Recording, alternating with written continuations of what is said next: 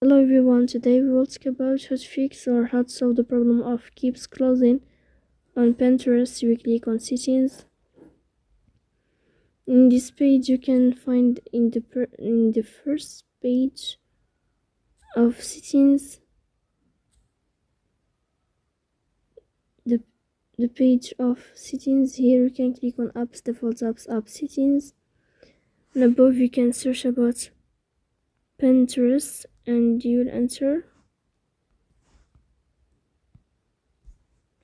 and then you can click on first stop and you can click OK. He will enter to the window of storage, and here you can click clear cache.